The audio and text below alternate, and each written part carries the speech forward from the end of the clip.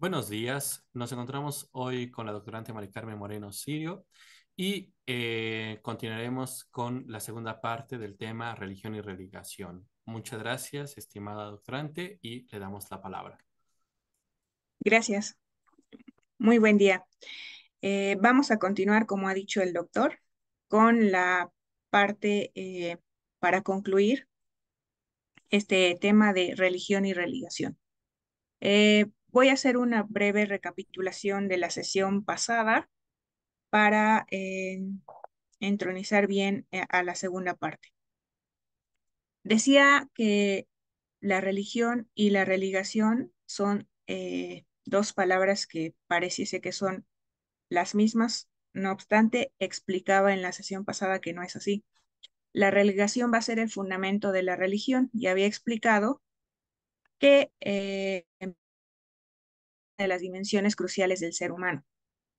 Justo como es el fundamento de la religión, es un espíritu objetivado, donde cada individuo está afectado por su modo de habérselas, y este modo de habérselas en una palabra se resume como exis en griego o bien habitud. Esta habitud está impresa en cada una de las personas por todos los demás, y a esta habitud que está impresa por todas las demás se le denomina religión. Esta religión tiene, digamos, diversas acepciones. Voy a retomar dos. La primera es un modo de habérselas el individuo en ella, en la religión, y la segunda es la estructura del cuerpo objetivo de esta, de la misma. En la sesión anterior explicaba justamente este punto de la estructura como cuerpo objetivo de la religión, que tenía que ver con el cuerpo. Por eso tenemos la palabra griega soma, donde este cuerpo define y circunscribe las posibilidades de la vida religiosa, que contienen una estructura orgánica y sistemática. Y hablaba un poco de esta estructura, de este cuerpo de la religión, que a su vez tiene tres acepciones, que son una teocosmología, una eclesiología y una escatología. Brevemente, para repasar un poco estos puntos, decía que había una teocosmología porque toda religión envuelve una concepción de dioses y del mundo. Había dicho que algunas religiones no cuentan con la idea de la deidad, pero no, pero sí tienen la idea de lo sagrado. Eh, este aporte de la, o más bien de la teocosmología, de esta visión que tienen sobre los dioses, decía que su video enfatizaba que estos dioses no tienen como primera instancia que sean sobrenaturales, esta característica de lo sobrenatural, sino más bien del poder.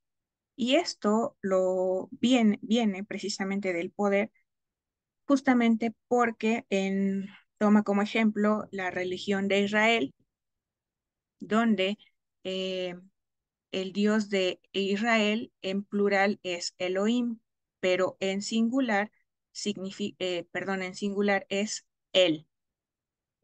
Y este Él también se encuentra en otras religiones semíticas, por ejemplo, Ilú en la religión asirio-babilónica y sobre todo en la religión fenicia según los textos del Razambra, Alá, por ejemplo, en el Islam, etcétera. Este Él tiene el sentido auténtico de poder, de potente, algo que es una poderosidad sin límites. Entonces, yo en el video anterior justamente decía que lo característico de esta teocosmología es que los dioses son poderosos. Y justamente en estos ejemplos que acabo de dar de las religiones, estos dioses o en esta poderosidad, estos dioses aún son posibilitantes, últimos e imponentes. Esto es una propiedad de la divinidad. Y voy a poner un ejemplo, cosa que no di en el video anterior, rápidamente sobre estos caracteres de la divinidad, posibilitante, último e imponente.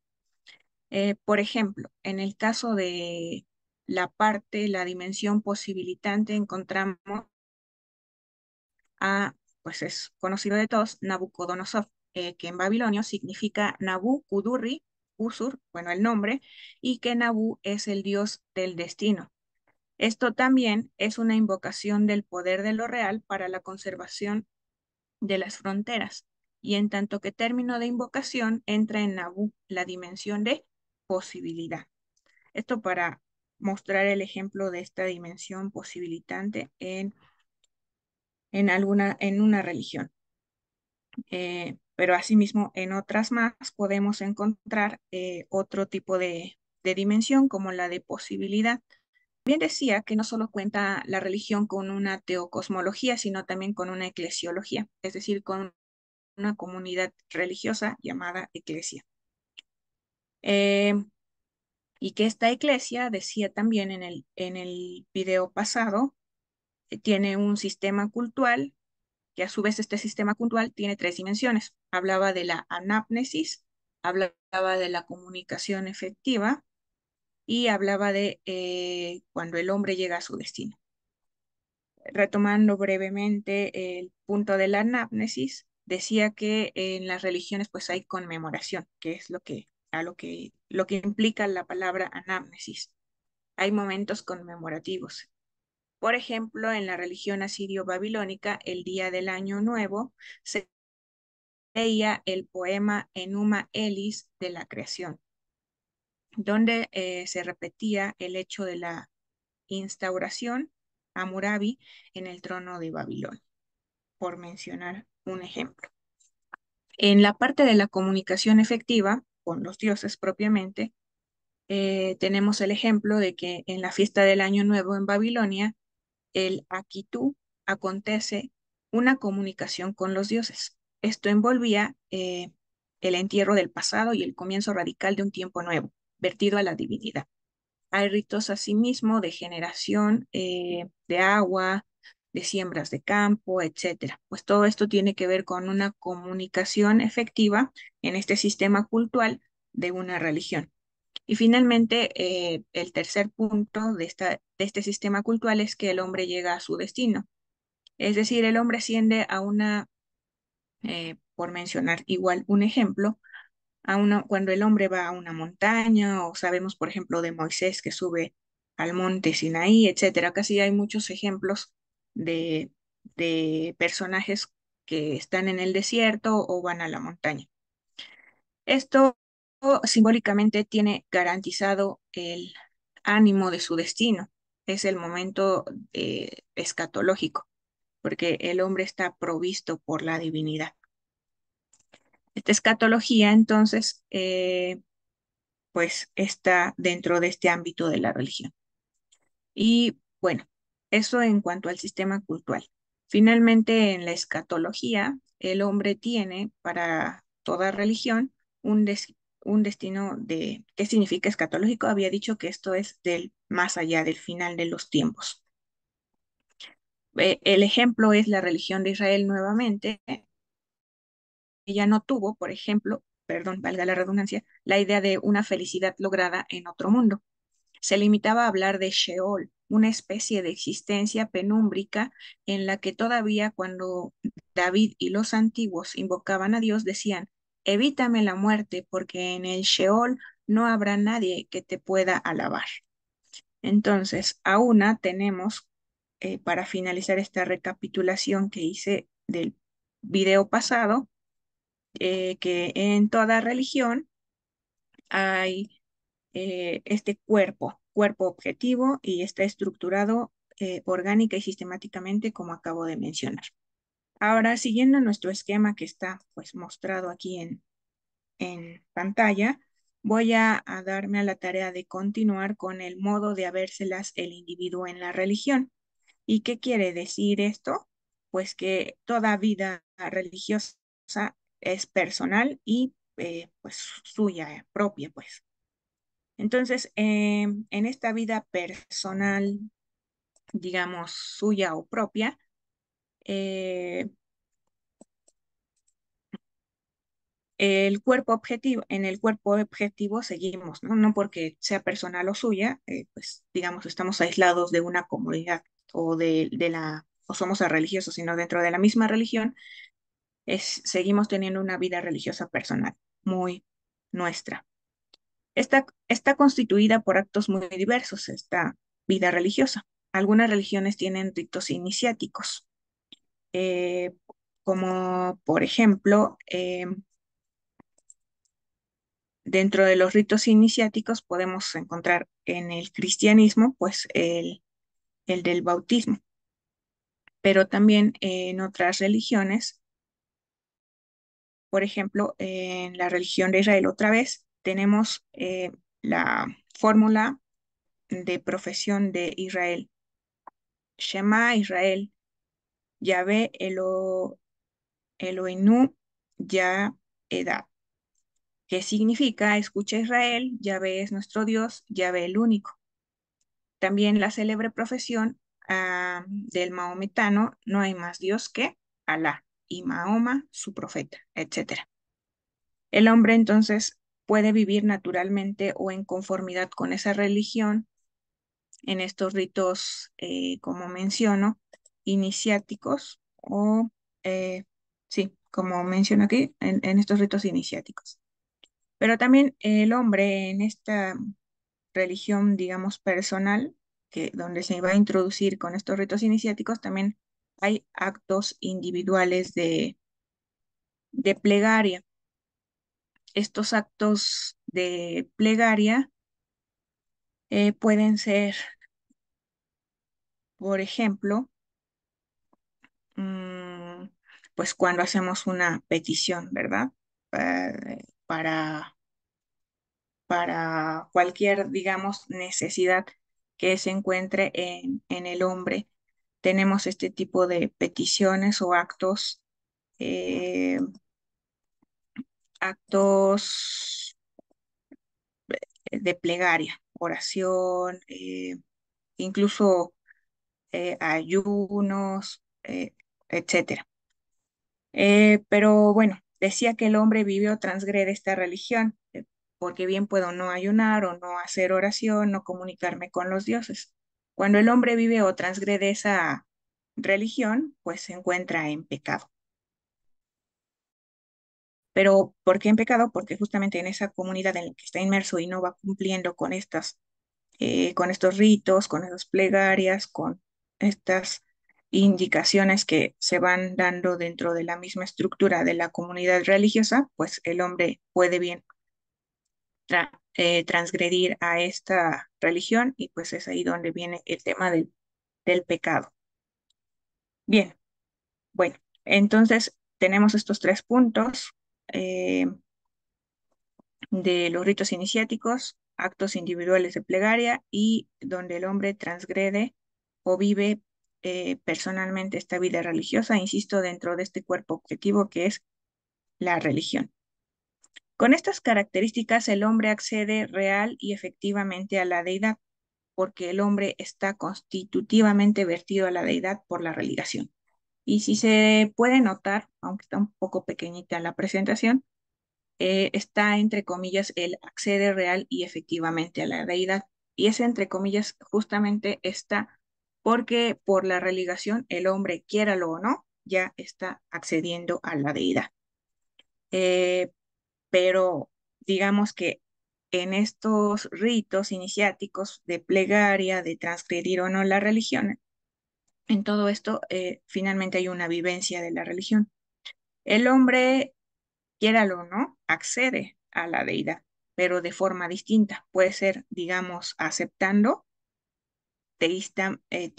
digámoslo, siendo teísta, con ritos iniciáticos, plegarias, o bien puede tener una postura atea, no obstante, eso no lo exime de que el hombre sea religioso o pueda acceder real y efectivamente a la deidad. ¿Por qué? Porque está en la realidad.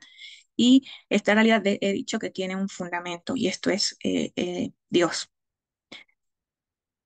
Por eso más adelante aquí dice, porque el hombre está constitutivamente vertido a la deidad por la religación, pues, que es lo que acabo de decir. Pero hay algo misteriosamente presente con cada una de las cosas. a través de este misterio, el hombre sigue por causas muy distintas accediendo a la divinidad. Esto porque el poder de la deidad no está fuera de las cosas. Como he mencionado, para este autor, Javier Zubiri, Dios es el fundamento de la realidad y por ende el hombre al estar en ella, pues quiera o no, se topa tarde que temprano eh, con la deidad, con el tema de la deidad. Bueno, en este modo de habérselas decía esta parte, pero también vamos a encontrar que si me puede pasar a la siguiente, por favor, doctor. Gracias. Decía que la religión en este modo de habérselas envuelve una conservación a lo largo del tiempo. Eh, y esto a lo largo del tiempo hay religiones, por ejemplo, monoteístas que ustedes conocieron, que en la Edad Media fueron las más representativas, la religión de Israel, el maometismo y el cristianismo. Aquí como una nota que se muestra, más que hubiese, más que hubiese muchas personas monoteístas, sí las hubieron millones, como dice aquí en la historia. Sin embargo, religión monoteísta conservada fueron realmente pocas, y es las que acabo de mencionar. Esto quiere decir que el momento de la perduración es especial al carácter objetivo de la religión. Eh, este momento de perduración en la religión se llama tradición. Y esta tradición es, dice el filósofo español, es constitutiva, continuativa y declarativa. Y notemos ahí cómo la primera parte, que es la constitutiva, donde nos menciona que la mayoría de las religiones eh, no conocemos, duermen en el anonimato, es decir, no conocemos la constitución de casi ninguna religión más que de algunas o pocas. Conocemos más bien a los fundadores de las religiones y estos son contados. Por ejemplo, tenemos a Abraham o Moisés, tenemos a Cristo, tenemos a Buda, tenemos a Lao Tse, Confucio, Mani, Mahoma, por mencionar a los más representativos. Pero sí, en esta tradición de la religión, que es el tiempo de perduración, vamos a ver esta parte constitutiva. Tenemos también la parte continuativa. Esta parte continuativa tiene que ver con la tradición oral. Aquí, por ejemplo, se menciona a los himnos Veda, que estos, muy hermosos, por cierto, son recitados de memoria. Hay libros religiosos o libros sagrados en algunas religiones, no todos tienen libros sagrados. Por ejemplo, la religión Parsi tiene la Avesta de Zoroastro, el budismo, el canon de Pali, de los escritos búdicos de Ceilán, pero no todas las religiones van a contar con este texto sagrado. Finalmente, tenemos este tercer aspecto de la tradición, que ya dije es constitutiva, continuativa, pero también es declarativa, donde se desentraña el contenido de esta. Aquí, pues prácticamente compete el tema del clero. eh, Aquí se hacen especulaciones para constituir una teología que declare el destino de la religión. En fin, bueno, entonces aquí incluso viene el reformador en este tercer aspecto, que es el del declarativo. Bueno, pues hay otras teologías como los brahmanes también en este tercer punto, y los Upanishads, más tarde el Vedanta para la religión india y el surbanismo del Irán, etcétera, donde se habla de esta parte declarativa. En fin, para ir cerrando, esto que acabo de mencionar de la religión en la segunda parte, me parecía importante terminarla o concluirla mejor, es que el hombre vive personalmente la religión dentro de una comunidad religiosa que contiene estas características de modo de habérselas en ella. Y esto es que contiene una tradición. Toda religión tiene como característica el tiempo. No hay como tal un grupo religioso o secta o como se le quiera llamar a la que se le pueda denominar religión porque va a carecer justamente de esto de la perduración eh, de su tradición. Y esta tradición en muchas ocasiones suele ser, como mencioné, constitutiva, continuativa y declarativa, con sus respectivos ejemplos que he citado de las que sí han sido, pues, las religiones que podamos seguir estudiando. Ahora bien, me pudieran preguntar o pudieran pensar si esto es todo el entramado que contiene una religión. No, el tema de la religión y de la religión, pues no se cierra aquí. Esto no agota justamente la cuestión de la religión objetivamente considerada, porque este cauce o cuerpo objetivo de la religión no es único, es justo lo que constituye el hecho patente en la historia de las religiones, la diversidad radical, la diferencia esencial, perdón, entre religiones. Entonces, yo únicamente quise tratar de decir con pocas palabras que la religión es el fundamento de la religión, y no estoy hablando de la religión como una única religión, sino como este cuerpo objetivado que es religión, contiene este cuerpo sistemático que expuse ya, y también tiene un modo de habérselas personalmente el hombre en ella, inmerso en ella. Y de ahí que citara pues los ejemplos que hicieron falta en la sesión pasada. Bueno, pues yo cerraría este breve apartado con de la religación y la religión con esto. Muchas gracias. Muchas gracias, estimada maestra Mari Carmen.